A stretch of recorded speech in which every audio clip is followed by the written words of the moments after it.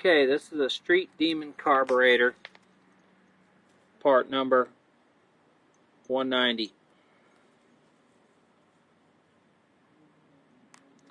And I purchased it 12/15/2013, and this is 10/16/2014, so it's 10 months old, hardly any use. It's basically been sitting around as I worked on it. The other day I was having some problems with these battery cables, not getting a good click. I robbed this battery out of one of my other cars, figured it wasn't getting used, I'd use it. I noticed that was getting brown. So what I found out was it's leaking right there. So I wanted to get this box out, and I noticed on the back, the picture, sorry about the camera, but the picture of the bowl shows that basically that right there is where the floats would be. So basically, I'm assuming that the floats are set too high, and so you're going to have to lower the floats. Now, I've done nothing to this carburetor but mount it. I don't even think I think I probably made some idle adjustments with that right there, and put on this Chrysler contraption to make it work for the transmission kick down. I have a little extension. I had the same setup on my Holly Carb, and basically it's just it needs to be tightened back down. It can't unroll, but that's an extension to make this bar longer to work in there and in a relaxed position, because when you give it gas, this is supposed to shove that back as it drives, and basically that's your idle position. But see, there's fuel right now. It's even still got fuel that's coming out of there, so it's probably boiling. It's getting hot when it's running, and even though it's probably set to a pretty good tolerance, it's boiling in there, and there's just not enough expansion. So I'm going to, unfortunately, have to, as far as I know, you have to disassemble this whole carburetor. Right now it's still too hot to work on, but I'm going to pull this carb off. I'll show you how to do all that, and we'll see how we can tear it apart. But basically, I'm not real happy about this, because this is, to me, a brand new carburetor, and that's why I put this on there, because I had the Holly that was leaking from the inside. And once you start monkeying with a carburetor, and all you end up doing is having problems with it. So I'm not real thrilled about tearing this apart. Tearing it apart, and you got to be real careful. Put everything back, but you're gonna break the seal on all these gaskets probably.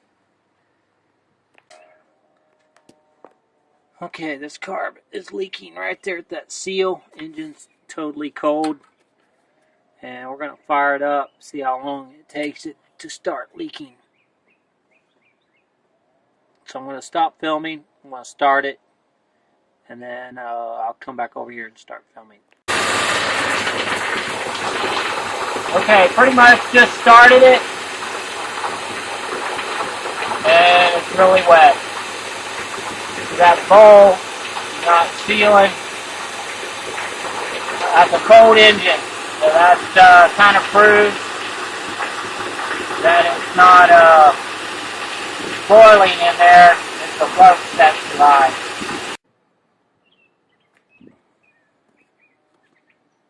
Okay, that's still a pretty cold engine. Everything's cold on that.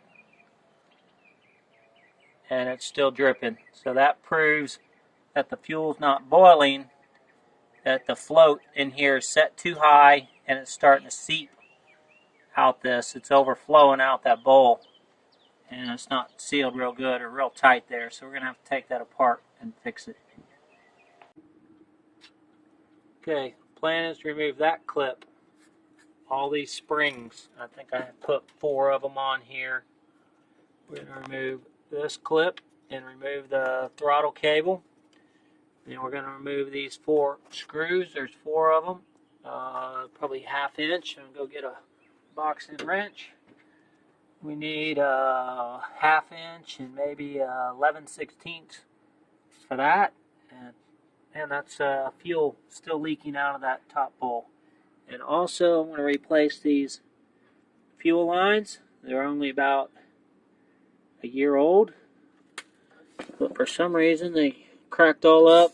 I got a filter, so I'm going to put the fuel lines, filter, and let me disconnect all of those real quick, and then I will show you. Oh, also we're going to have to disconnect these two chokes.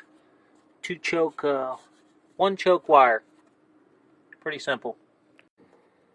Alright, these are the tools. The 2 bolts, 11/16, ½ inch, came off. Unplug that. Oh, we have a vacuum hose for the distributor right there. We got the other screws. Don't lose these. Basically, a needle nose pliers to pull off the 2 clips. Pulled off all the springs. Pulled that off. And back here in the back, PVC hose. And you can see that that's loose. And hopefully we can just pick up on that. With 2 hands, pull that off. Let me use 2 hands so I don't ruin that gasket. And then I'll take another picture. Alright, basically pulled that off.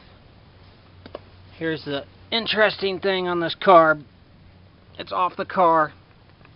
And basically it can pour right out the side of that body. That's amazing. It's pouring right out that seam. So I'm going to lower the float so it can't pour out of there when it's running, and then tighten up that body. I guess the screws in the bottom have failed, come loose. I don't know. But this is pretty much a brand new carb. Not real excited. The other thing that you need to do is cover your hole. Always got to cover your hole. There you go. Don't want nothing getting in there. That would be embarrassing. And that basically took a whole 5 minutes. I was really dreading it. I didn't doesn't look like I damaged this gasket or anything, so we can reuse all that. And now we're going to try to fix the carb.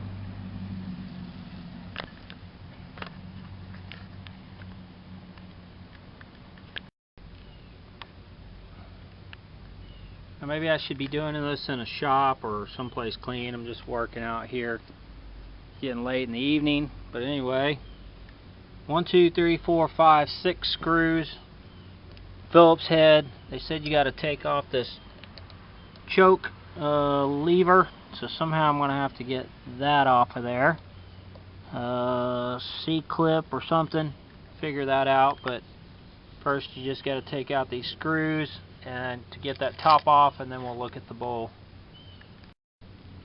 One microscopic C-clamp right there. I'm going to lose that little puppy, and then you can pull that thing out, and now we should be able to lift the top off. So let me give that a try. The other C-clamp is right there, not coming into focus, but got to take that one off too. Okay, ended up taking all those off, couple screws thing, and then there's 2 screws in the front. I was tapping on this with the screwdriver there and realized that there's 2 more. So as soon as I take these 2 out, top should come off. Probably going to take that off too. Well, there's your problem. The gasket was not put on at the factory right. Look at how it's pinched there and there, and that's why it's leaking, because that's gasket's not even on it where it's supposed to be. So I could probably try to order a new gasket. I may call them, so it's not really the floats, it's the gasket not placed on the factory assembly correctly. Okay, that's how this was sit in there at the factory, pinched. This one was almost pinched too, this side. Let's see if we can get a better view so you can see that ridge right there. And that's how it came off the top, came off from the bottom. So basically two things. The floats were set wrong because that was leaking. I believe if the floats were set better tolerance, it wouldn't have filled up inside this thing and stopped. But the floats are set so high that it's filling and running out through that. And basically, when it was installed, I could not see the clear fuel seeping out of there. So you can see some of the stain. I wiped it off, but it took several months for a visible stain to show up for me to realize that it was leaking. And that's why it was leaking right there. Gasket pinched in there from the factory. Okay, look at the height of this gasket, this float. It's not touching. This is the side that was leaking. It's touching. So this float, the one side that was leaking, is definitely out of spec. It should be sitting higher. No, that may be incorrect. So we will measure that, but it's definitely hitting on there.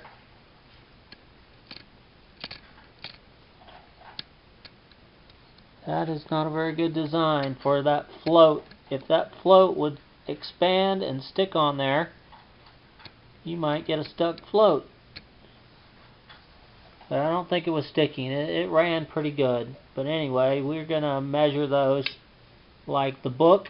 We're going to get back on the website, see how high that should be. And basically, when that goes up, that cuts off the fuel. When it goes, it's upside down. So basically, when the fuel level drops, it opens the pin down in there. And the needle seat is right there. So we'll measure those, see what the spec is supposed to be, and we'll videotape that. Okay, this one I did not adjust. That's how it came from the factory, which is quite a bit off from the 1.01, and from the factory it was 1.10, give or take. So what I did, since this one was off so much, I raised it up, and it's pretty close to the same. I mean, it's not exactly science here to be perfect, but that's pretty close to being set. So that should drop the fuel level in that bowl a little bit. Maybe just enough where it won't leak out that side.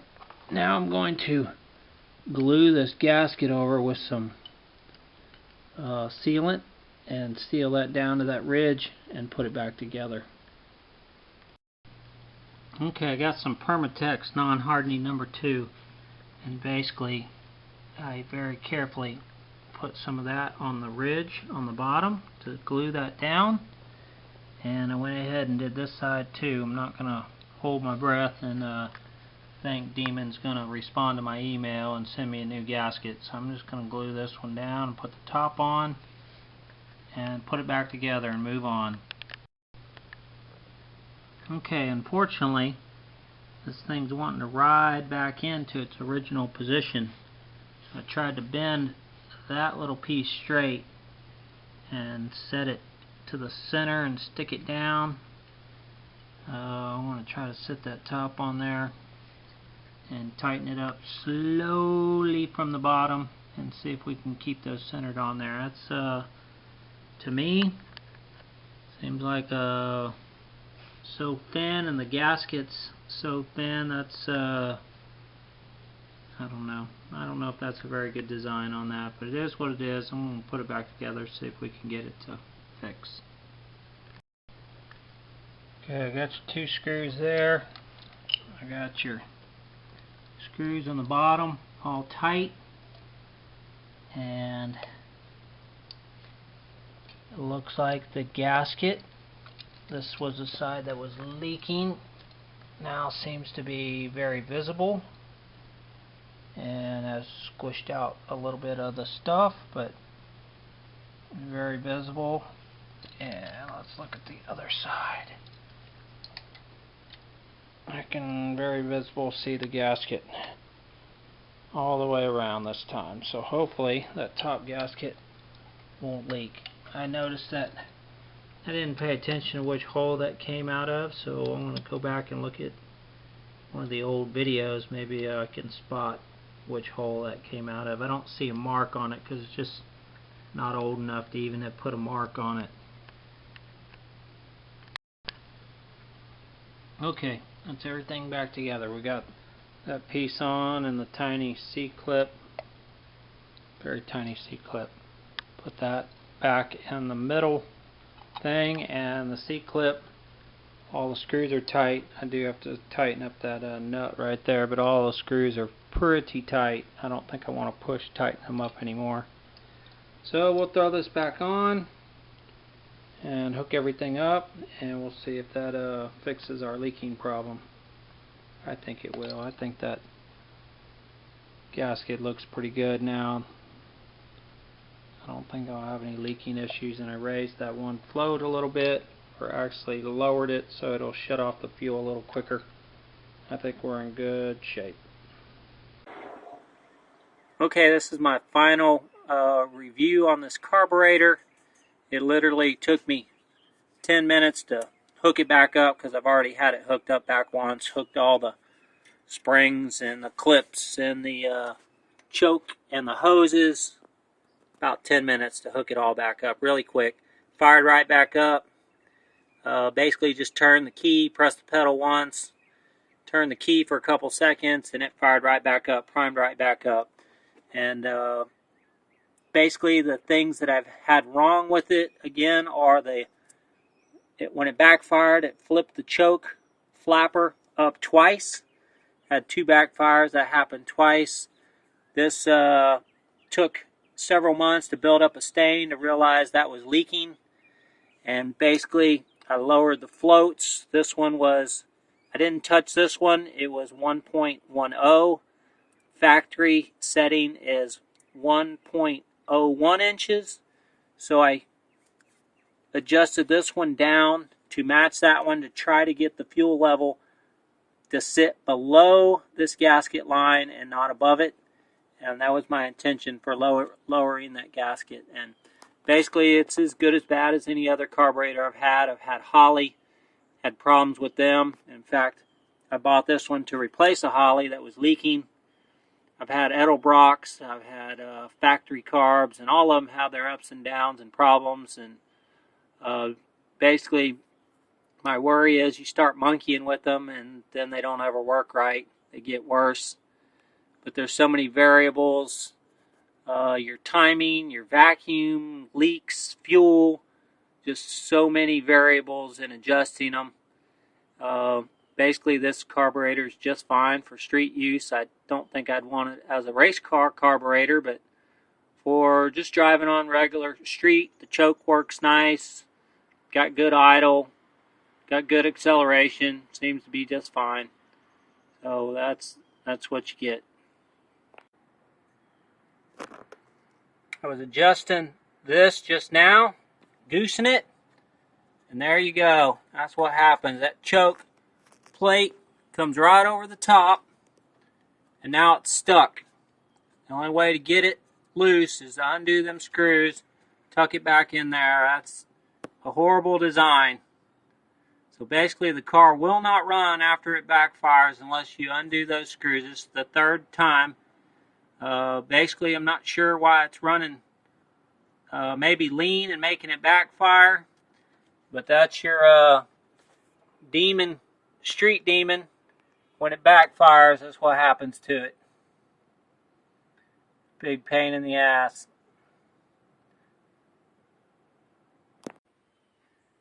Alright, this is my final review on this carburetor. There's a lot of things that go into setting a carburetor besides just plopping it on there. It's timing, it's fuel, it's vacuum, it's idle speed. I mean, there's so many variables to making one of these things run good. But the main problem I had with this is basically that gasket wasn't set on there right. So I went in there, took it all apart. You had to take this off. I put that gasket back on there with some Permatex, tightened it back down so it seems to be sealed pretty good. I lowered the float on this one. This one was not set at factory spec. It was actually lower than factory spec. The spec that they have in their little manual is 1.01. This one was set at 1.10. So I set this one that was leaking to lower it down to match to 1.10. And basically, it seems to run okay. The other problem that I had was with the backfire. When that thing backfires, it folds that flapper inside out, and you basically have to unscrew it and put it back on to get it to work. The other settings that I have on this 318 is the timing with it set at idle after the choke kicks off is about 10 or 12. The idle mixture screws were adjusted in a little bit. I'm not sure why I did that. I was probably trying to get the best vacuum, but I screwed those back out. I screwed them in, turned them out, 2 screws, just like the instructions said, to make it a little more richer. And basically, I have this Chrysler set up, which is kind of a pain. You have to buy this piece and hook all these parts up.